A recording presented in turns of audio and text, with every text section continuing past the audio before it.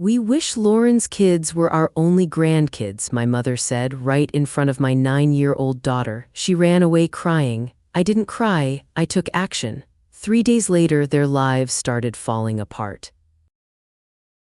My name's Julia Benton, I'm 36 years old, and for most of my life I've been the family shock absorber. Every crisis, every missed bill, every poorly worded email, they all landed on me, and it was my job to soften the blow. I'm an attorney, a fact my family treats with a bizarre combination of pride and resentment. They're proud of the title, but they resent that my time isn't infinitely available to them for free.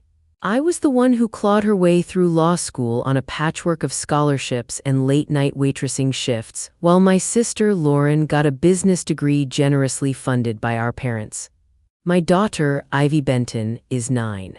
She's a gentle, quiet soul who sees the world in shades and lines that most people miss. Her sketchbook isn't just a hobby, it's her shield, the place she retreats to when the world gets too loud. And my family is very, very loud. Every month for the last 8 years, I've sent my parents $300. It's not a gift, there's no thank you card. It's an expectation as reliable as the sunrise, and its absence would be noted with immediate, aggrieved phone calls. I also handle all the legal and financial paperwork for their 2-van delivery business, a struggling enterprise they optimistically named Benton and Son Couriers. The irony of that name, considering they only had 2 daughters, has never been lost on me. For years, I've been their unpaid lawyer, their on-call accountant, and their 24/7 crisis manager, all while trying to build my own career and raise my daughter. But I had a secret. For the last 2 months, I'd been quietly interviewing for a new job, a partner-track position at a larger firm. It came with a salary that could change everything and the promise of more flexible hours. It was my secret hope, a hidden plan to finally earn enough to look my parents in the eye and tell them to retire. I was going to hand them their future, a gift they never even knew they needed. In my family, there's a set of rules that everyone understands but no one ever speaks aloud. Rule 1, Lauren is the golden child, I am the responsible one. She was planned, I was a surprise. That distinction has defined our entire lives. Rule 2, my achievements are simply what's expected of me, they are a baseline requirement. Lauren's are a cause for citywide parades. When I passed the bar exam, my mom said, "Well, that's a relief." When Lauren got a promotion to assistant manager at a clothing store, they threw a party. Rule 3, the family business is a noble, back-breaking struggle that I am obligated to support in every possible way, but I am never, ever allowed to criticize its obvious, glaring flaws. Rule 4, the most important one. My money is family money to be used as a communal safety net. Their money, however, is their money. My dad, Rick, is a man who sees every problem as a conspiracy against him. A late delivery isn't his fault. It's the traffic, the client giving bad directions, the weather. He barrels through life with a sense of aggrieved entitlement. My mom, Diane, is different. She sees every problem as a fresh reason I need to do more. A new fine isn't a sign of poor management, it's a burden for her lawyer daughter to handle. My sister's 3 children, my nephew Noah and my nieces Paige and Myra, are perfect little performers. They are enrolled in dance, piano, and singing lessons. They are polished, poised, and always ready for a spotlight. Their childhood seems like a continuous audition. My Ivy is quiet, she observes. She sees the cracks in the pavement and the way the light hits a dusty window. Her incredible talent isn't for a stage, it's for the page where she creates worlds no one else can see. To my parents, this makes her strange. To me, it makes her magical. We're at my parents' house for my mom's 60th birthday party.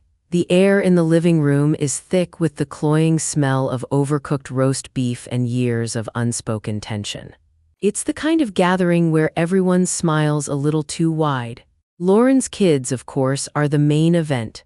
They've been prepped for this. They stand in a perfect line, dressed in coordinating outfits, and perform a rehearsed song and dance number they learned in their musical theater class. It's flawless, technically perfect, and completely soulless. Everyone applauds as if they've just witnessed a miracle. My mom beams, her face glowing with a pride she reserves exclusively for them. She looks like she's watching 3 tiny Broadway stars who just happen to be her grandchildren.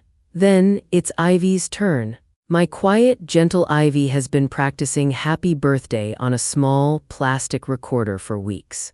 I can see her hands shaking as she stands up, looking so small and vulnerable in the crowded room. She takes a deep breath and begins to play. She misses a note and a loud squeak cuts through the melody. Her face flushes a deep, painful red. Across the room, I see my brother-in-law, Evan Parker, let out a short, sharp snicker. Lauren gives a tight, embarrassed little smile and looks away as if Ivy's mistake is a personal reflection on her. My dad doesn't even pretend to be interested. He just glances at his watch, a heavy, impatient sigh escaping his lips. Ivy falters, her big, brown eyes finding mine in the crowd, filled with panic. She takes another shaky breath and tries to keep going. My mom doesn't look at Ivy. She doesn't offer an encouraging smile or a gentle nod. Instead, her gaze drifts over to Lauren's 3 perfect children who are now standing in a smug little cluster by the fireplace, their performance finished, their duty done. A soft, contented sigh escapes my mother's lips, and then she says it. She says it quietly, but not quietly enough. Loud enough for half the room to hear and more than loud enough for the little girl with the recorder standing 10 feet away. I just wish you were my only grandchildren. The music stops. The word hangs in the air, ugly and sharp. A tiny, choked sob escapes Ivy's lips, a sound that rips through my heart. She drops the recorder. It clatters loudly against the hardwood floor, the sound echoing in the sudden, terrible silence. Then she turns and flees the room, a blur of pink dress and flying brown hair. For a moment, nobody moves, and in that moment, I see red. Not a hot, blinding rage, but a cold, sharp clarity I haven't felt in years. I don't yell, I don't make a scene, that's what they would expect. I stand up slowly, my movements deliberate, and walk to the doorway where Ivy ran. I pause and look back at my mother. She finally turns to look at me, her expression not one of regret or shame, but of pure annoyance that her perfect party has been disrupted. In that instant, my secret plan, the new job, the surprise retirement, the gift of a worry-free future, all of it turns to ash in my mouth. I find Ivy huddled in the upstairs hallway, crying into her knees, her sketchbook clutched to her chest like a shield. I kneel beside her, wrapping my arms around her trembling body, and a switch flips inside my soul. Forgiveness is off the table. Retaliation is the only thing left. I drove us home in absolute silence. Ivy had cried herself to sleep in the back seat, her small face streaked with dried tears, her breathing still hitched with tiny, sleeping sobs. Each one felt like a needle in my chest. Once I had her tucked safely into her bed, her sketchbook resting on her nightstand, I went to my kitchen table and opened my laptop. The house was quiet except for the hum of the refrigerator. First, I opened my banking app. I navigated to the scheduled payments and found the recurring $300 transfer to my parents. For a moment, my finger hovered over the button, then I pictured Ivy's face crumpling in that living room. I pressed cancel. A simple, satisfying click that felt like snapping a chain. Second, I opened my email and located the folder I'd labeled Benton and Son. It was a digital prison filled with years of draft filings, tax documents, permit renewals, and panicked emails from my sister. I dragged the entire folder to the trash icon and then emptied the trash. It was gone. Years of free labor vaporized. Third, I picked up my phone. A text from my mom had come through while I was driving. It read, "You embarrassed me tonight, leaving like that." No concern for Ivy, no question about why we'd left, just her own embarrassment. I stared at the message, feeling nothing but a profound, chilling emptiness. I ignored it and opened a new group message to my mom, my dad, and Lauren. My fingers were steady as I typed. The text was short, clinical, and final. Effective immediately, I will no longer be providing financial support or free legal and administrative services. Hire your own lawyer. I hit send. Then, without waiting for the inevitable storm of replies, I blocked all 3 of their numbers. It wasn't an act of anger, it was surgery, an amputation. I was finally cutting off the diseased limb to save the rest of me and, more importantly, to save my daughter. The next 3 days were the quietest I'd experienced in my adult life. No frantic calls about a missed deadline, no texts from Lauren asking me to just look over a contract, no forwarded emails from my dad with angry, misspelled complaints about a client. The silence was unnerving at first, like the eerie calm before an earthquake, but it slowly settled into a kind of peace I hadn't realized I was craving. All the mental energy that had been reserved for their constant, low-grade emergencies was suddenly mine again. I decided to pour all of it into Ivy. We spent an entire day at the art museum, a place she loves more than anywhere on earth. She didn't talk about the party, not once. She just moved from painting to painting, her small hand in mine, pointing out her favorites and explaining why she loved the brush strokes or the use of color. I watched as her shoulders, which had been permanently hunched with anxiety, slowly began to loosen and straighten. On the 3rd day, my coworker and friend, Sonia Harris, stopped by my desk. "Are you okay?" she asked, tilting her head. "You seem different, lighter." I just smiled and told her I'd decided to cut some toxic people out of my life. I didn't say who, and she didn't press. That night, an email arrived. The address was a generic one I didn't recognize, but the subject line was simply urgent. It was from Lauren. "Mom and Dad are freaking out," she wrote. "The commercial vehicle registration for the old van is due tomorrow. You always handle this. What are we supposed to do?" I read the email, a ghost of the old, familiar panic fluttering in my stomach, the conditioned response to fix their problems. Then I took a slow sip of my tea, thought of my beautiful daughter sleeping peacefully down the hall, and moved my cursor to the delete button. I clicked it without a moment of hesitation. A week later, my phone rang. It was my Aunt Carol, my mom's sister and the undisputed operator of the family news network. If something happened, Carol knew about it within the hour and had broadcast it to everyone else by lunch. "Julia, honey, your mother called me. She's saying you've completely abandoned them. Is everything all right?" Her voice was thick with a syrupy, fake concern that set my teeth on edge. "Rick missed the renewal for one of the vans." I didn't offer an explanation. I didn't give her a story, I just said, "They're adults, Aunt Carol, they know how to go to the Department of Motor Vehicles." I could hear her clucking her tongue on the other end of the line. "Well, yes, dear, but it's lapsed now. He got pulled over on a delivery yesterday. They got a fine in the mail this morning, $2,400. My heart gave a familiar lurch. The fine wasn't just for the missed renewal sticker. As I knew from years of handling this very thing, once the registration lapsed, the specific type of commercial insurance they had was no longer valid. So my dad had been driving an uninsured commercial vehicle, which carried a massive penalty. According to Aunt Carol, he had, of course, tried to argue his way out of it with the police officer. It did not go well. For a split second, the old instinct flared up. The urge to sigh, ask for the ticket number, and start making calls to fix it. Then, as clear as a photograph, I pictured Ivy's face crumpling, the sound of the recorder hitting the floor. The feeling died as quickly as it came. "That's a shame," I said into the phone, my voice perfectly level. And then, before she could launch into another round of guilt-tripping, I added, "I have to go, Aunt Carol," and ended the call. The $300 a month I was no longer sending them felt like a windfall. So did the extra 10 to 15 hours a week I suddenly had back, hours I was no longer spending deciphering my dad's messy receipts or drafting responses to angry clients. It was like getting a raise and a shorter work week all at once. I decided to reinvest it all, not in the stock market, but in Ivy. I remembered a brochure I'd picked up at a coffee shop months ago for a prestigious youth arts program called the Northwood Fine Arts Academy. At the time, I'd glanced at the tuition and sighed. It was expensive, $800 a month, a staggering $9,600 a year. It had seemed like an impossible extravagance. Now, looking at my revised budget, it was a priority. That evening, I sat down with Ivy at the dining room table and pulled up their website on my laptop. Her eyes, usually so guarded and cautious, went wide as she scrolled through the class descriptions and pictures of the student artwork.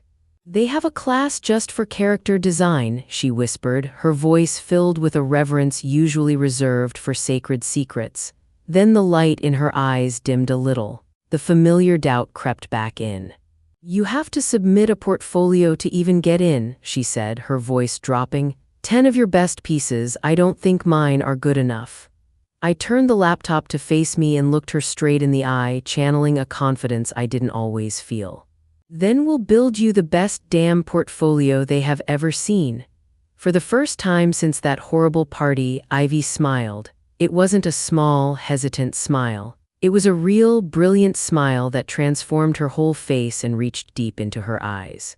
And in that moment, I knew I had made the right choice. About a month later, Aunt Carol called again. Her voice this time was a nervous flutter stripped of its usual gossipy relish. "Julia, it's getting so much worse over there. Your dad got another official-looking letter. It's from the state tax office, something about an audit." I knew exactly what it was before she even finished. For years, I had been using a specific, simplified filing method available to small businesses like theirs. It saved them a lot of money, but it required meticulous, perfect records which I kept on their behalf. I was certain that without me, my dad had glanced at the quarterly tax forms, decided they were too complicated, and just started guessing at the numbers. "They're saying he filed the wrong forms for the entire last quarter," Aunt Carol confirmed, her voice hushed. "And there's another fine. This one is $3,800. She paused, then added, "He tried to call the state office himself to, straighten them out." I could picture it perfectly. My dad, red-faced and yelling into the phone at some poor, underpaid junior clerk demanding to speak to a supervisor and generally making everything 10 times worse for himself. That's exactly what he did. His belligerence had turned a routine filing error into a full-blown review. The state was now demanding to see all of their expense records, invoices, and mileage logs for the last 2 years. All the records that I had painstakingly organized onto a single external hard drive. A hard drive that was now sitting in the bottom drawer of my desk at home. "I'm sorry to hear that," I told my aunt, keeping my voice as neutral as a weather report. There was a long pause on the other end. You're really not going to help them, are you?" she asked, her tone shifting from nervous to disapproving. "No, Aunt Carol," I replied. "I'm not." With my refusal to help now clear, the family gossip machine fired up and went into overdrive. I started hearing the stories through a winding network of cousins and distant relatives. A second cousin who worked with my uncle told him that my mom was telling everyone I'd gotten snobby and too big for my britches ever since I'd become a lawyer. The implication was that I now looked down on their simple, hardworking lives. Lauren, meanwhile, was peddling a different story. She was telling people I was being childish and selfishly punishing the whole family over a little misunderstanding at a party.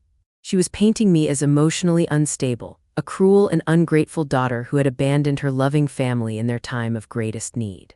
They were the victims. I was the high-end mighty villain in my fancy law office. It hurt, I won't lie. It felt like 1,000 tiny paper cuts, but it was also incredibly clarifying. It confirmed what I had suspected for years.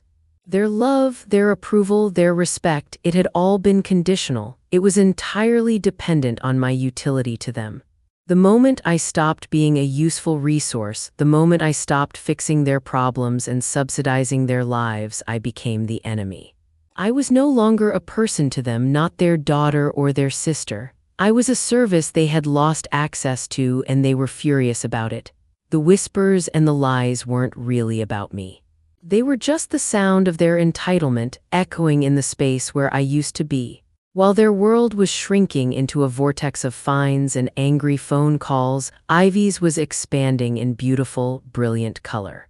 We spent every evening for the next 2 weeks working on her portfolio for the Northwood Academy. It became our shared, sacred project. I went to a specialty art supply store and bought her professional-grade materials, pencils with different hardnesses, sticks of rich charcoal, and thick, textured paper. It was the kind of stuff I could never have afforded for myself at her age, and the simple act of buying it for her felt like healing a small piece of my own past. She drew with a fierce, quiet focus I had never seen in her before. Her fantasy creatures, the ones once hidden in the margins of her school notebooks, came to life on the page, full of personality and intricate detail. When we were done, we laid out her 10 best pieces on the dining room table. They were breathtaking. I wasn't just being a proud mother, they were genuinely incredible, filled with an emotion and skill that seemed far beyond her 9 years. "What if they don't like them?" she asked, her voice dropping to that familiar, small whisper of doubt. I knelt down so I was at her eye level. "Then they're wrong," I said with a conviction that surprised even me. "But they won't be." We scanned the pieces and submitted the portfolio through the Academy's online portal. The 2 weeks we had to wait for a response were agonizing. Finally, an email arrived with the subject line, "Welcome to Northwood." Ivy read it 3 times, her eyes getting wider each time. Then she launched herself into my arms, hugging me so tight I could barely breathe. Her cry of pure, unadulterated joy was a physical thing in our quiet apartment. It was the best sound I had ever heard. This was where my money and energy belonged. Not in propping up a failing business run by people who didn't respect me, but in building my daughter's future. The problems for Benton and Son couriers continued to mount, each one a direct consequence of their own neglect. Their biggest local competitor, a much slicker and more professional operation called Quick Haul Couriers, saw an opportunity and moved in for the kill. They must have heard the rumors about the lapsed registration and the fines. Quick Haul filed a formal complaint against my parents' business with the local business bureau. The complaint alleged that Benton and Son was operating with improper commercial registration and was able to unfairly undercut prices because they weren't following the state's expensive insurance mandates. The worst part was, every word of it was true. My dad and Lauren, in their infinite wisdom, decided they didn't need a lawyer. They would represent themselves in the mediation hearing. According to Aunt Carol's detailed, almost minute-by-minute report afterwards, it was an absolute catastrophe. My dad immediately got defensive, his voice rising as he accused Quick Haul of being a corporate bully trying to crush the little guy. Lauren tried to be the smooth, diplomatic one, but she had no idea what she was talking about. She ended up directly contradicting a lie my dad had just told about the status of their insurance coverage. They looked like fools. The mediation board fined them again, this time for ethics violations, and put their business on a probationary status. One more significant infraction and they could lose their business license for good. Their professional reputation, already shaky, was now in a nosedive. Within a week, a couple of their long-term clients, spooked by the complaint, called to say they were taking their business elsewhere. They were spiraling, and for the first time in my life, I wasn't there to stop the descent. I just watched it happen from a safe distance. I decided it was time to stop being silent. I wasn't going to get into a shouting match or a war of words on social media. My weapon was going to be the cold, simple truth. The opportunity came a few days later. My Aunt Carol called, and this time she'd worked herself up into a full-blown lecture about family loyalty. "Your mother is just heartbroken, Julia. She cries all the time. She says she doesn't know what on earth she did to deserve this kind of treatment from her own daughter." I let her finish the entire performance, listening to the practiced quaver in her voice as she relayed my mother's script. When she was finally done, I said calmly, "Aunt Carol, do you want to know what actually happened?" I didn't wait for an answer. I told her. I recounted the entire scene at the 60th birthday party, word for painful word. I told her what Mom had said, how she had looked at Lauren's kids and wished out loud that my daughter didn't exist. I described the squeak of the recorder, the sound of it hitting the floor. I described finding Ivy, my 9-year-old daughter, huddled in the hallway and sobbing as if her heart was broken. When I finished, there was a long, heavy silence on the other end of the phone. Finally, Aunt Carol spoke, but her voice was different. It was smaller, the self-righteousness completely gone. "Oh," she said. "Oh dear, Diane, she didn't mention that part." "She never does," I said quietly. "Thank you for calling, Aunt Carol." I hung up the phone. I wasn't just defending myself anymore, I was defending my daughter. The narrative was no longer theirs to control. The truth spread through the family like wildfire. Aunt Carol, for all her faults as a gossip, was at least a fair one. When presented with the full story, she told it.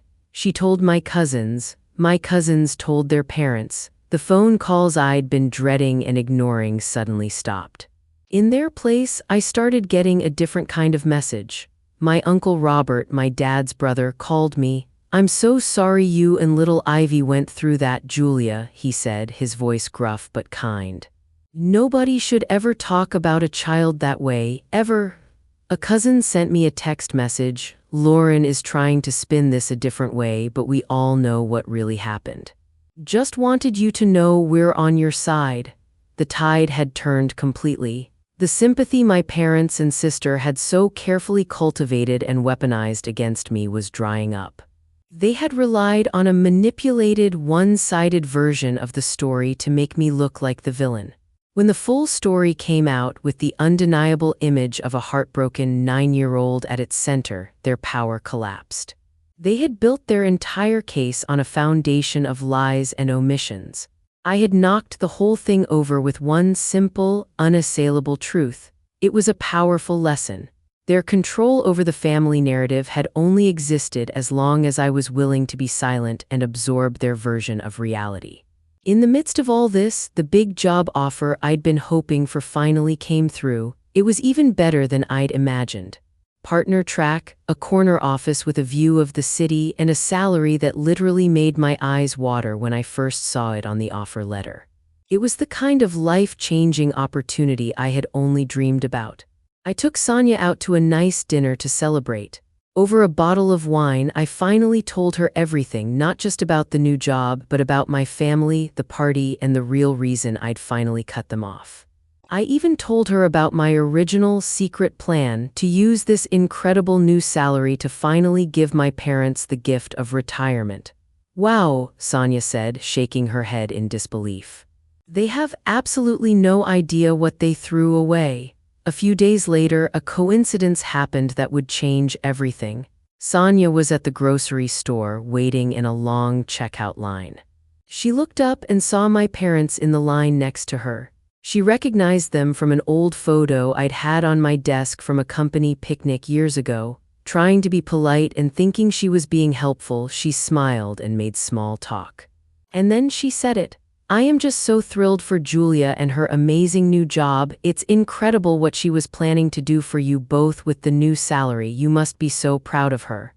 Sonia told me later that she would never, for the rest of her life, forget the looks on their faces. My mom's jaw went slack, her smile freezing and then collapsing. My dad just went pale, a pasty, sickly white that drained all the color from his face. They just stared at her. Sonia realized her catastrophic mistake instantly. They didn't know. She mumbled some excuse about forgetting something, abandoned her cart, and rushed out of the store, leaving them standing there amidst the cheerful beeping of the cash registers. Sonia called me the second she got to her car, apologizing over and over. "I'm so sorry, Julia. Oh my God, I thought they knew. I've made everything so much worse." I listened to her panicked apology, a slow, cold realization dawning on me. "No," I said, my voice quiet but firm. "You didn't make it worse, Sonia. You made it clearer." Now they knew. Now the full picture was sharp and in focus for them. They knew this wasn't just about me canceling the $300 a month or refusing to do their free paperwork. They hadn't just insulted my daughter and damaged my relationship with them. They had actively mocked and belittled their way out of a fully funded, secure retirement. They had thrown away a future where their bills would have been paid, where they could have stopped breaking their backs hauling packages in a beat-up van. A future I was going to hand them on a silver platter. They had chosen their petty pride and their casual cruelty over their own comfort and long-term security. The cost of their words was no longer an abstract concept like my daughter's feelings. It had a number attached to it now. A very, very big one. Their thoughtless cruelty came with a price tag, and that price was the rest of their lives. And that knowledge, I suspected, would be a far greater and more lasting punishment than any fine the state could ever levy against them. 2 days after the grocery store incident, my apartment doorbell rang. I wasn't expecting anyone. I looked through the peephole and my stomach tightened. It was Mom and Dad standing stiffly in the hallway. Mom was holding a ridiculously large, garish-looking cake from a fancy downtown bakery. Through the distorted glass, I could make out the swirling pink icing script on top. It read, "To our favorite granddaughter, Ivy." The sheer, blatant transparency of the gesture took my breath away. This wasn't an apology. This was a business transaction. This was a bribe, a clumsy, pathetic attempt to buy their way back into my good graces and, more importantly, back to my new salary. They thought a $50 cake could paper over years of neglect and one soul-crushing insult. I slid the security chain into place and opened the door a few inches. They looked haggard up close. "We're here to apologize to Ivy," my mom said, forcing a bright, brittle smile that didn't reach her tired eyes. "Ivy's at her art class," I said flatly, "and she's not your favorite." "You made that perfectly clear to everyone." My dad started to bluster, his face turning red. "Now listen here, Julia, we're trying to make things right." "No, you're not," I cut him off, my voice as cold as the metal chain between us. "You found out you lost a winning lottery ticket and now you're trying to find it in the trash. You're trying to undo the consequences for yourselves. There's a very big difference." I let my eyes drift down to the ridiculous cake, then back up to my mom's desperate face. "We don't want it." I closed the door in their shocked faces, the chain rattling sharply as it pulled taut. For the first time in my life, I felt no guilt. I just felt free. The phone call came in like a stone through glass. I was at my desk, rifling through a stack of client notes when the line lit up with an unknown number. I almost let it go to voicemail, but something in the voicemail icon made me pick up. "Miss Benton?" a man with a gruff, uninterested voice asked. "This is Mark from Great Lakes Commercial Finance. I'm calling about a delinquent account tied to a 2022 cargo van." My skin tightened. "I'm not aware of any lease in my name," I said, keeping my voice steady. He read off an account number and then said, slower this time, "Our records show you signed as the personal guarantor on the lease for Benton and Son Couriers. The account's 90 days past due." My mouth went dry. "You must have the wrong Julia Benton," I said, trying to buy time while my brain went through the motions of disbelief to alarm.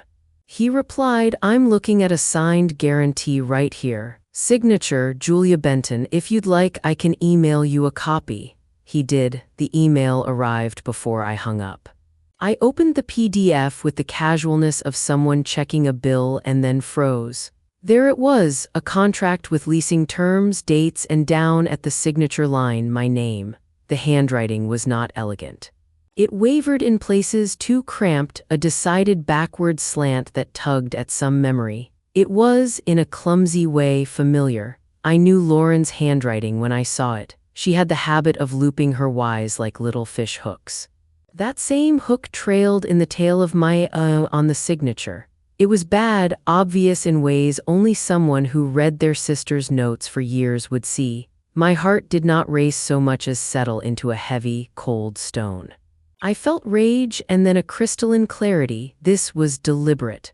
Someone had used my name to secure a vehicle without asking me, knowing full well how I lived my life. They'd crossed a line that wasn't about family favors anymore. It was about my credit, my financial future. I sat back, the chair creaking under me, and stared at the screen until the edges blurred. I called Lauren. She answered on the first ring. "Hey, Jules," she said, her voice too bright. It didn't last. "What's wrong?" I didn't waste breath on pretense. "I just got a call from a finance company. You're on a lease for a 2022 cargo van and somehow I'm the guarantor." There was a sharp intake of breath. "Oh. I can explain. You forged my signature, Lauren," I said, the words flat as a blade. On the other end, I could hear a hiccuping sound, the kind someone makes when they're trying to remember which panic to choose. "No, you can't," I continued. I'm looking at the document right now. That's your handwriting. That's your way of looping letters. I don't sign things you weigh. This is fraud. This is a crime. She began to babble about credit being bad, about Dad needing the van for a big account, about how she thought I'd understand. I listened. I didn't interrupt. When she stopped, breathless, I said slowly, with a cruelty I would not apologize for, "You have 48 hours, Lauren. Go to the finance company. Admit it. Get my name off that lease.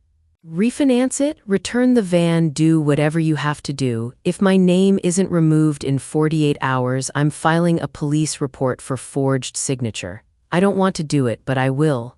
There was a silence loud enough to hear. "Dad will lose everything," she whispered. "He should have thought about that before he started treating you like a walking credit line," I said. "This isn't about him anymore. This is about what you've done to me." I hung up. The choice I made then wasn't a dramatic declaration. It was a measured, cold deadline. It was the line where passive refusal turned into an active defense of myself and Ivy. Lauren's response to the ultimatum was the sort of panic that looks small and ridiculous from the outside but feels like impending suffocation from the inside. First came the calls I ignored. They were frantic and rambling, usually begging for help or bargaining. Then, the day after my 48-hour deadline began, she and Mom appeared in the lobby of my apartment building. I had told the doorman in a tone that left no room for argument that they were not to be let up. I watched them from my window as they stood on the other side of the glass, Mom wringing a crumpled tissue, Lauren pacing like a caged animal. The doorman's posture was apologetic but firm. They asked for him to call me. He did.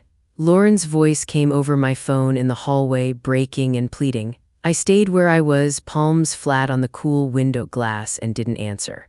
The scramble that followed for Lauren was ugly in ways that made it impossible to feel sympathy. She ran to everyone she could think of for help: old friends, a cousin with a decent job, even a payday loan place that would have bled them dry. Her credit was shot from a string of car payments and a maxed-out home equity line she never told Evan about. Speaking of Evan, when he found out, he did not react the way she expected. He was furious that she'd risked my credit without telling him, furious that she assumed she'd never be held accountable. At first he tried to be practical. "We'll take a second mortgage, we'll do a balance transfer," and when those options failed because there was no room left for more debt, his anger turned to a different kind. He felt betrayed. He felt that the marriage had been built on a secret he hadn't signed up for. Lauren went to the finance company in person. I imagine her walking in with a mix of defiance and desperation, a woman who'd always assumed her sister would bail her out. The representative she met with was polite in that professional, unfeeling way companies have learned. "We can offer you two options," the woman told Lauren. "Either you provide a new guarantor with sufficient credit or you surrender the vehicle. Both options come with penalties. Either way, the account will reflect the default." There was no magical loophole, no backdoor. The reality was simple and brutal. You can't fake legal signatures and expect no consequences. When Lauren called me from the parking lot, breathless and blubbering, she begged me to help. I listened to the plea that had been the soundtrack of her life. "Just this once. We'll pay you back," and I felt something like pity and a hard, immovable resolve. "I told you what I would do," I said. "I gave you a chance to fix this yourself." Her voice cracked. "What am I supposed to do? Dad's losing everything." "You made your own choices," I repeated. "Start making some right ones." Then she asked the thing I hated most. Could I wire the lease money to settle it quietly? Could I be the one to make sure their name never had to feel the full hit of what they'd done? The answer was no, but the way I said it was simple, not theatrical. "No, Lauren, I'm not your safety net anymore." There was a long, choking sob on the other end, and then the line went dead. As the hours ticked by, the panic pushed Lauren into increasingly frantic moves, calls to sketchy lenders, a last-ditch attempt to get Evan to co-sign for a short-term loan, a plea to Aunt Carol to front them some cash. Everything she reached for collapsed. Evan, finally seeing the full ledger of secrets, refused to co-sign anything. He put his foot down with a bluntness that surprised everyone who had always believed family was a shared pool of resources. Without a guarantor, the finance company assumed the worst. They were ready to repossess the van if payment wasn't made. The image of them, wheels lifting off the curb as a tow truck dragged the business's most reliable asset away, felt like the sound of consequence arriving at their doorstep. It was a sound they'd never heard because I had always muffled it. This time the mufflers were gone. Losing that new van felt to them like losing a foot. To me, it sounded like the first crack in a rotten beam. When the finance company came and took it, because no guarantor had been found and no payment had been made, the courtyard looked emptier all at once. I saw the photo Aunt Carol texted me. A flatbed truck with the van bobbing on the back like a defeated animal. The old van, the one Dad had kept tinkering with until it coughed smoke, was still on the lot and it couldn't be trusted to run across town, much less keep a schedule. The combination was brutal. They started missing pickups and deliveries. A business that lives on promises couldn't keep them when its wheels were gone. Word spread fast. One afternoon, a voicemail from a longtime client came through on my phone, Mrs. Delgado from the print shop, saying in a voice that tried to be kind that they couldn't risk their deadlines anymore. A 2-day late delivery had cost them a big job. That contract had been a lifeline, a reliable chunk of monthly income. Without it, Benton and Son Couriers was bleeding. I could almost hear the calculator in my head clicking through the shortfall. I knew their margins. I knew how one lost account could force them to cut corners that would only make things worse.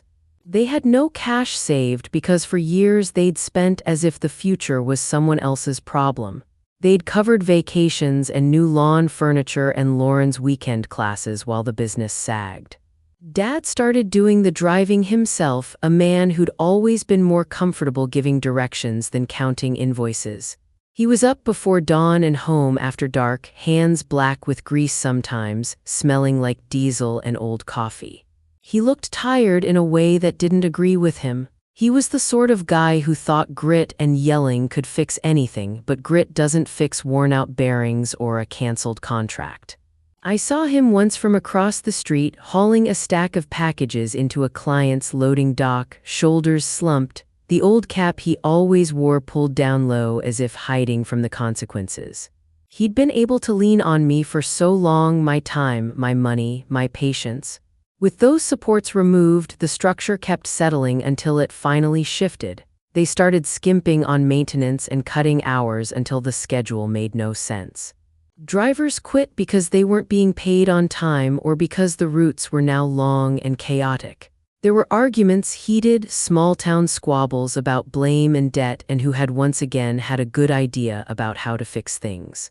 It was ugly. The business didn't collapse in a dramatic, cinematic way. It just unraveled thread by thread in a dozen boring, painful little failures that finally added up to a collapse.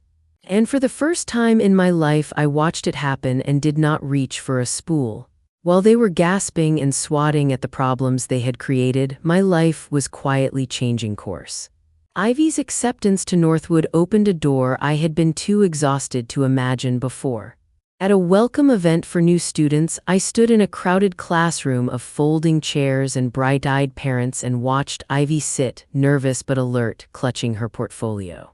Northwood smelled like new paint and expensive markers, and the room hummed with a strange, hopeful energy. It was there I met Nate Collins. He wasn't the sort of man who filled a room. He was the kind who made the corner he stood in feel steady. He had soft, intentional eyes and a laugh that came easy and made the people around him relax. He was waiting with a cup of bad coffee and a boy-shaped backpack beside him, Piper's, slung over a tiny shoulder. Nate was an architect, which meant he liked order and lines and the way shapes fit together. He spoke about his work like someone talking about a favorite book, with enthusiasm but also with a quiet humility. When he asked me what brought Ivy to Northwood, I told him briefly about the party and the recorder and how she liked to make up creatures on her sketchbook margins. He listened like he meant it, like words were treasures he wanted to hold and understand. We started with coffee because that's what people do, and it turned into longer conversations about everything and nothing. He didn't try to fix or advise so much as ask questions, and when I told him a sketch of my family life, he'd give me a look that said, "I'm here," rather than "here's how to fix it." He met Ivy gently, not with loud, overbearing gestures, but with small, careful kindnesses, asking which of her drawings was her favorite, kneeling to look at a tiny sketchbook as if it was the most important thing in the world. That smallness of attention mattered to her in ways I couldn't have predicted. Coffee grew into dinner, dinner grew into Sunday morning visits, and soon enough my weekend calendar filled with puzzle nights and art supply runs and slow, ordinary things that felt luxurious because they weren't battles. Nate had been a widower for years. He carried grief like a quiet scar. He didn't hide it, but he didn't ask me to fill the space left behind. The steadiness of him was like a hand at the small of my back telling me, "You don't have to keep walking a crooked path alone anymore." And the real miracle, the one that wrapped itself around every small piece, was watching Ivy and Piper become friends. They were both soft-spoken, the kind of kids who preferred sketching in corners to shouting across playgrounds. They met like two people who recognized the other as an ally rather than a threat. At first they sat at opposite ends of the table, each nervous about the other. Then one afternoon Piper slid a sheet of paper across the table with a half-drawn dragon on it and a pencil tucked behind her ear. Ivy's eyes lit up. They started to exchange tips, a finger here, a smudge of charcoal there. It didn't take long before they were designing creatures together, imagining whole worlds on long rolls of butcher paper we taped to the wall. We did the small family things you see in the photos of people who like each other without trying too hard. We went to the museum on rainy Sundays and let the kids wander through galleries, pointing out silly things in the paintings. We had picnics where Piper and Ivy chased each other in wide circles until their laughter was a soundtrack. One Saturday, we tackled a 1,000-piece puzzle at Nate's kitchen table. The house smelled like hot chocolate and cinnamon. Nate hummed along with some old song on the radio. Piper taught Ivy a shading trick using the side of a pencil, demonstrating with careful strokes. We all fell into a quiet rhythm, Nate fitting a piece, me fetching another cup of chocolate, the girls comparing faces they'd drawn. There was no drama, no competition, no one needing to perform. It was ordinary, steady, and glorious. I remember looking at Ivy one evening as she sat on the couch, hair in a messy knot, charcoal smudges on her fingers. She was relaxed in a way I'd only ever seen when she was at home alone, and she looked up at me with a grin that didn't have the fragile edges it used to. "This feels right," she said softly, and I realized she meant it. The company, the quiet, the sense of belonging that didn't require her to be polished or perfect. I tucked my hand into Nate's and felt a calm so deep I could have lived in it forever. Months slid by. The business continued to hemorrhage without my interventions, and their problems kept getting louder. I had expected guilt to gnaw at me, to wake me in the night, but the only guilt I felt was the good kind, the kind that comes from investing in someone who needs you most. Ivy's confidence bloomed in ways that made her shoulders straighten and her voice a little clearer. At the same time, the consequences for my family grew harder to ignore, and one ordinary Tuesday afternoon, a phone call landed in my lap that I couldn't put off. I was in my new office, boxes still half unpacked, a small potted succulent on the windowsill, and my phone buzzed with a number I didn't recognize. I almost let it go to voicemail. I'd been letting numbers go for weeks. But something in the voicemail icon made me answer. "May I speak with Julia Benton?" a woman asked, professional and calm. "This is Susan from Lakeside Mortgage." For reasons I'd long ago learned to dread, my stomach dropped. "Yes, this is she," I said. "We're calling regarding the mortgage on the property at 123 Oak Street. You're listed as a secondary contact," she told me. The words landed like a cold hand. I remembered signing a form years ago, back when "in case of emergency" meant anyone could call me to ask for a favor. Apparently, that had included mortgage notices. "Your parents' account is now 120 days past due," Susan continued, a steady voice reading a script designed to be neutral. We've sent multiple notices, but we've received no payment and no communication. If the payments aren't brought current, we'll have to initiate foreclosure proceedings." The phrase foreclosure proceedings was a polite way to say they were going to lose their house. I sat there, the office suddenly too quiet. The little succulent on my sill looked absurd and green against the ache in my chest. 4 missed mortgage payments. That meant they had stopped paying almost immediately after I closed my door on them. My $300 a month had been more than the illusion of extra. It had been a buffer, a bandage over a deeper bleed. It hurt to know that what I'd thought of as spare cash had been the difference between stay and leave for my parents. But the knowledge didn't roll me back into old instincts. It made the history of everything clearer, the unpaid bills, the improvisations, the casual rigging of my life into their safety net. Susan finished the call with the same calm, clear voice. "We're initiating foreclosure. I just wanted to notify you as the contact on file." "I understand," I said, and the words sounded small in my mouth. I hung up, and then I did something I had learned to do during those long, hard months: breathe, steady myself, and focus on the next right thing. When the notice about the mortgage landed on their front door, I already knew it would be worse than a single letter. It wasn't just a late month here or there. It was the slow, steady sliding someone only notices when they look back. 4 missed payments meant they had been letting the house fall behind for months. It meant they were choosing, day after day, not to send the check that kept the lights on and the roof over their heads. I pictured the envelopes piling up on the kitchen counter at 123 Oak Street, unopened, ignored, then stamped with final warnings. I thought of the way Mom used to shuffle the mail like a performance, picking out the catalogs and pretending the rest didn't exist. That habit, pretend and shuffle, had become a habit of survival. Only this time, pretending didn't keep the bank from writing a real letter and the county from setting a date for the first legal notice. It was more than the bills. It was months of small comforts they'd never given up. A night out at the diner, a new chair for the living room, Lauren's weekend trips. Those were the things they paid for while the mortgage payments slipped. I wasn't surprised. I was just steady. The knowledge landed on me like cold rain. I felt the old reflex fix it, but that reflex had a new shape, a new boundary. I could see the ledger in my head, money in, money out, my $300 line that had quietly kept their bank balance from hitting the red. Without it, their buffer disappeared. Without my free work, filings done, letters written, emails answered, the business couldn't keep the steady cash flow that disguised the deeper problems. It all matched like a map. I didn't cry. I sat in my office, fingers wrapped around a ceramic mug gone cold, and let the silence fill the room. The house they had raised us in, the place where I had learned to tie my shoelaces and lie about how late I was coming home, was at risk. It felt like a slow-motion unmooring, but pity and rescue are different things. Pity would have pulled me back into habits that left my daughter exposed. Rescue would have been buying back my parents' choices. I wasn't going to do that. The news spread through the neighborhood like a bad rumor. Neighbors I've known since childhood stopped answering calls. People who had given us business for years suddenly had reasons to move on. The foreclosure notice pinned to their door was like a public verdict. The house was no longer a safe place because no one had planned ahead.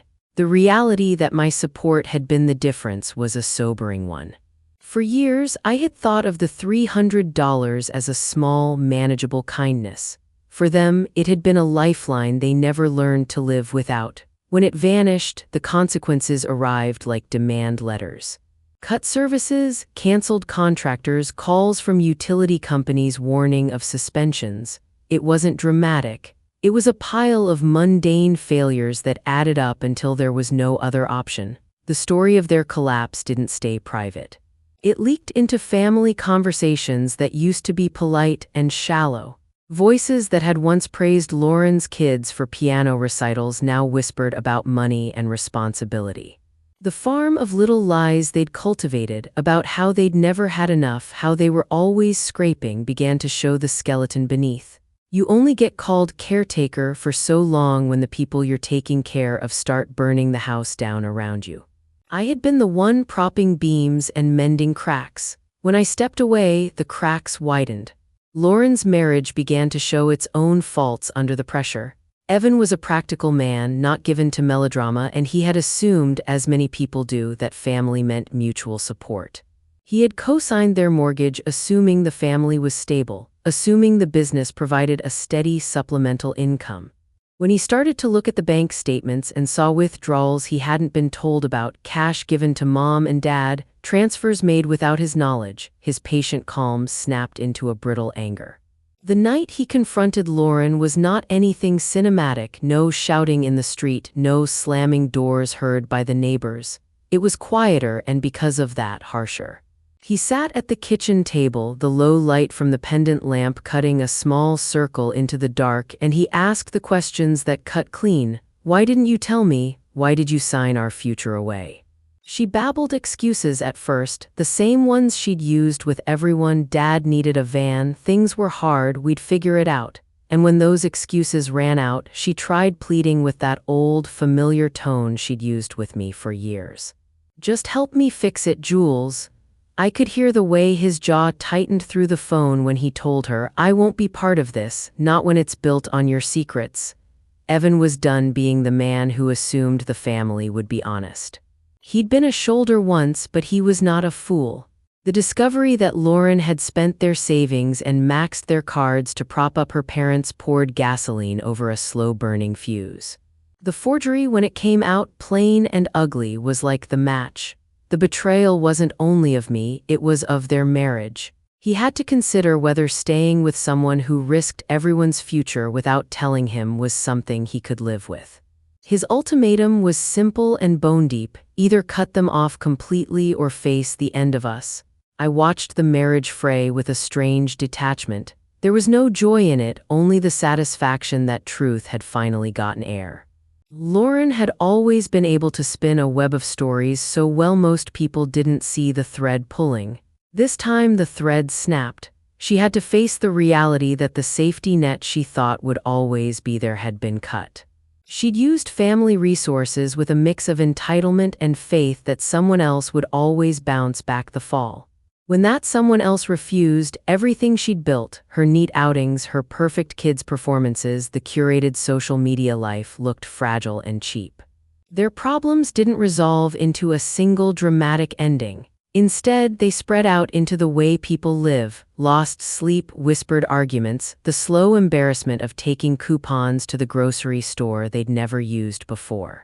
Evan moved out for a while. He said they needed space to decide if trust could be rebuilt.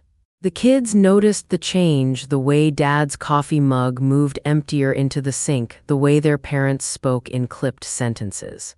Lauren, who had always loved the performance of being put together, began to look unmade.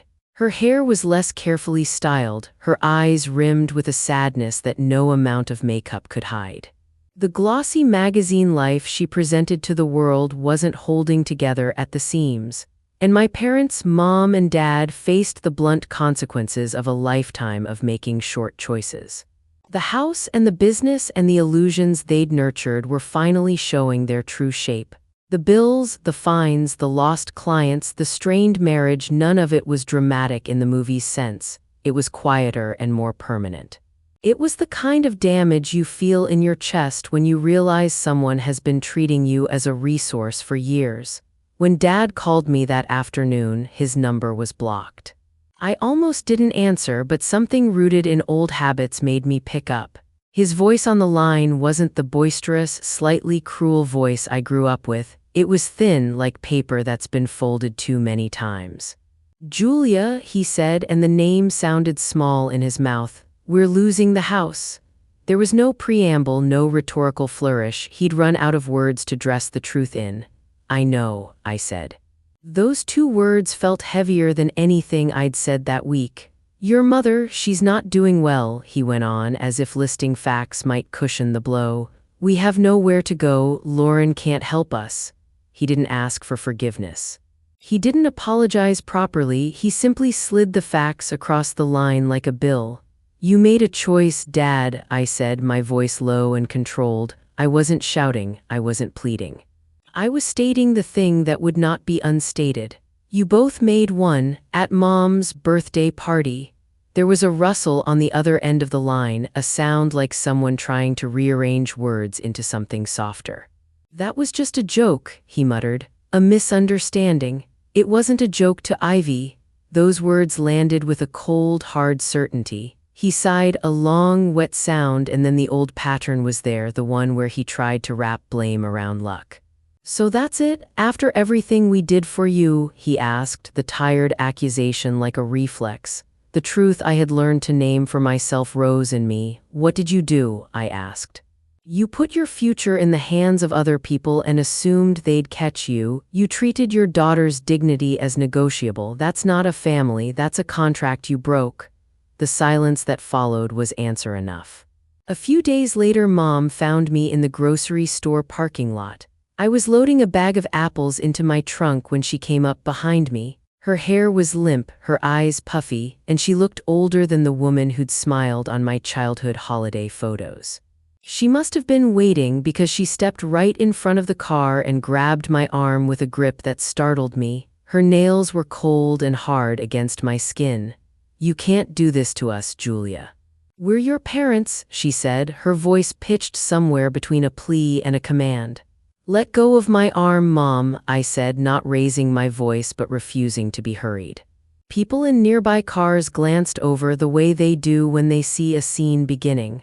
We'll be on the street, she cried, and a few heads turned. That was her last card, public shame. She wanted an audience to witness my supposed cruelty. Is that what you want, to see your own mother homeless? Her voice cracked like a twig. For a second, that old part of me, the part trained to smooth and surrender, flickered. The theater of guilt has a power.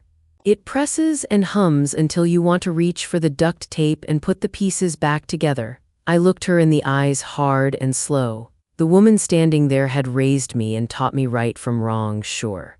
But she had also taught me the way people like to cloak selfishness in righteousness. What I wanted, I said, steady as a metronome, was for you to love my daughter the way you love Lauren's. You made a choice at a party. You decided a performance mattered more than a child's feelings. Her face flushed, then paled, then reddened again. It's not about the damn kids, she shrieked, voice raw. It's about respect. You disrespected us, the old script folded out. Obedience equals respect, disagreement equals disrespect. No, I said, pulling my arm free. I just stopped letting you disrespect my child. It was the simplest sentence I had said in months, and it landed with a clarity that made her stumble back a little. I turned, loaded the last bag into the trunk, and closed it. The air smelled faintly of cut apples and motor oil. People watched us from their cars. Mom's face was a study in disbelief and fury. I slid into the driver's seat, put my key in the ignition, and felt something loosen inside me that had been tightly wound for 36 years. I drove away. Behind me, she remained standing in the parking lot, an emblem of a life they'd built that couldn't survive the honesty it took to name its faults. There was no triumph in it, only relief and the thin, bright certainty that I had made the right choice for my daughter and for myself. That night I lay awake longer than I expected. The grocery store light, the chain on the door, Mom's desperation, everything ran like a film in my head on a loop. I replayed her last words in the parking lot, the way she tried to make my shame into a public spectacle. Guilt is a clever animal. It creeps in when you least want it, a small, itchy feeling that wants to be soothed. For 36 years, I'd learned to soothe it by fixing things for people who asked for too much. It was wired into me like a muscle. For a moment, that flash when public eyes were on us, I felt the old reflex flare, go help make it right, be the daughter who saved the house. But the reflex was shorter now. It didn't run to the core of me the way it used to. Instead, it lodged in my throat like a stone and stayed. I got up and padded down the hall to Ivy's room. The street lamp outside painted a pale stripe across her dresser. She was breathing soft and regular, the sketchbook open on her nightstand. There was a new drawing tucked on top, a tiny house, a path, a girl holding hands with 3 other small figures. Underneath, she had written in block letters, "My real family." My throat closed. I sat on the edge of her bed and traced the pencil lines with a fingertip, feeling the indentations where she'd pressed harder. Her world fit on a page. It was simple and true. It was also the thing I had fought to make real. When I thought back on all the ways I'd been used, money quietly taken for weekend trips, my time rearranged at a moment's notice, the steady expectation that I would repair whatever they broke, the weight of my choice settled into a kind of clarity. This was protection, not punishment. I had taken away the cushion so they could feel the floor. It hurt them, yes. It also forced them to reckon. I laid my hand over Ivy's sleeping fingers and promised myself, silently and fiercely, that I would carry whatever came so she wouldn't have to. In the morning, sunlight would warm her drawings and the world would look easier to hold. For now, there was only the quiet, the steady breathing of a child who felt safe enough to sleep. That was worth everything. The Northwood Academy held their end-of-semester show on a chilly Saturday in late spring. The building smelled like citrus from the cleaner and the faint, sharp tang of fresh paper. I walked in with Ivy on one side and Nate and Piper on the other, and a small, nervous pride bubbled under my ribs. Her 3 pieces were hung in a bright row, framed simply, and people kept stopping to look. An older woman, a teacher I remembered from the intake meeting, leaned toward Ivy and said, "You have a gift. Keep working this way." That was the moment Ivy straightened, like someone had given her a new spine. Her shoulders dropped from their usual anxious coil. She smiled in a way that reached her eyes. The room buzzed with low conversations, parents asking questions about classes, kids recircling to see their art again. Ivy answered politely when someone asked about her process, and each time she did, a little more ease crept into her voice. I watched the way strangers appreciated her creatures, the care with which they inspected the line work and color choices. It was nourishment she had never received at home. The applause at the end of the short student presentation felt earned in a way the clapping at Mom's party never had. Then I saw them at the doorway. Mom and Dad and Lauren stood there like a painful reminder from a past I had been slowly shedding. They looked smaller than I expected, threads of worry written across their faces. They were worn in a way hospital pale photographs show. Exhausted, raw, not fussed up for appearances. For a second the old panic rose in me. What if they come over and say something, ruin this for Ivy? But Nate was at my side and his hand at the small of my back steadied me. This was Ivy's night, not theirs. I intercepted them near the refreshments table. My voice was steady even though heat prickled the back of my neck. "What are you doing here?" I asked, low enough that only they could hear. They looked surprised, as if they'd expected a different reception. Mom opened her mouth and then closed it, the practiced smile falling away. "We wanted to see," she said finally.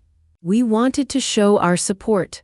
Support felt like a word polished and handed over so they could keep their dignity. It didn't match the scene I remembered, her words at the party, the recorder clattering to the floor, the small figure of Ivy fleeing.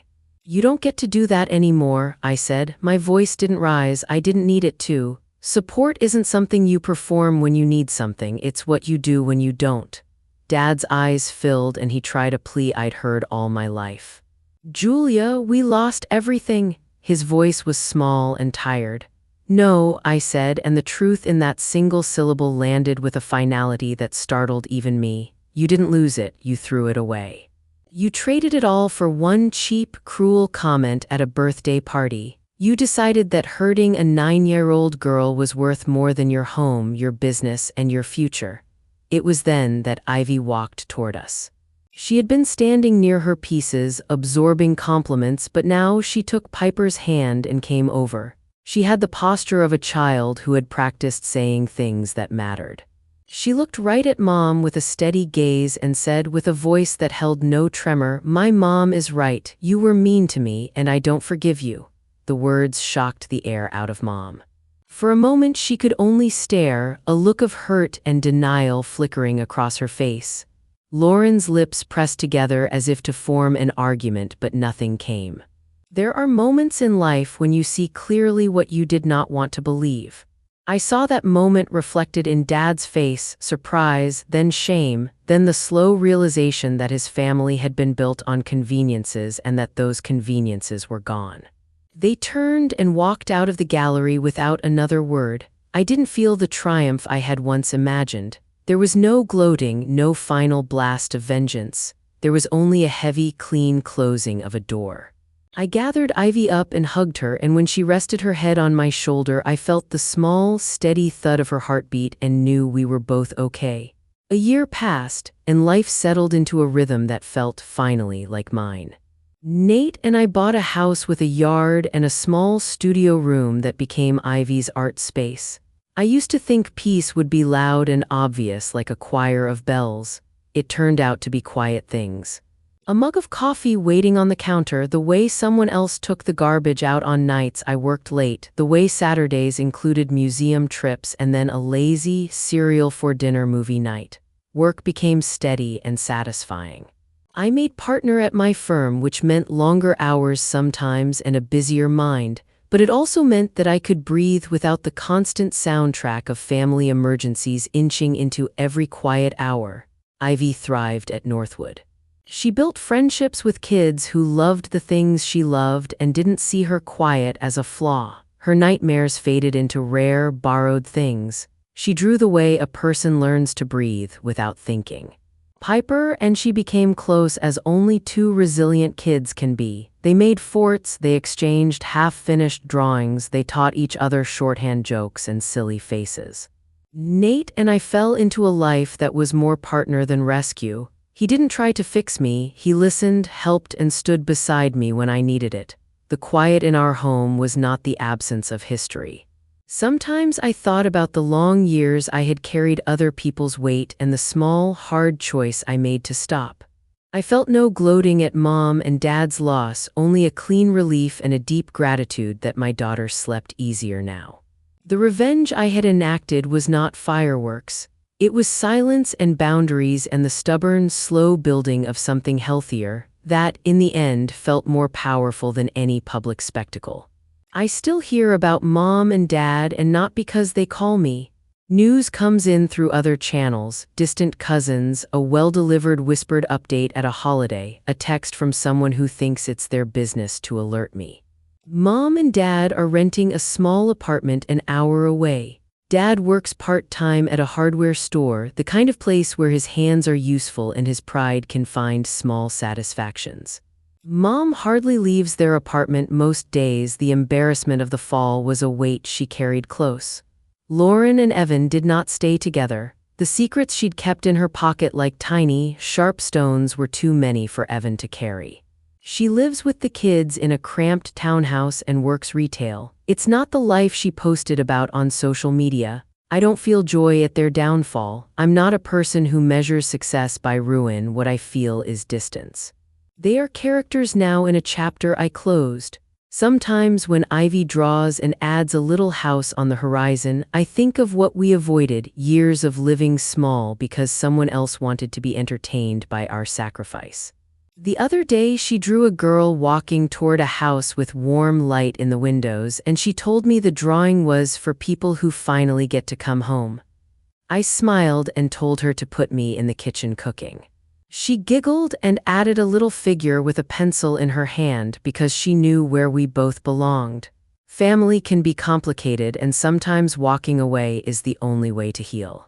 If you have a story about breaking a toxic cycle, share it in the comments below. I read every one.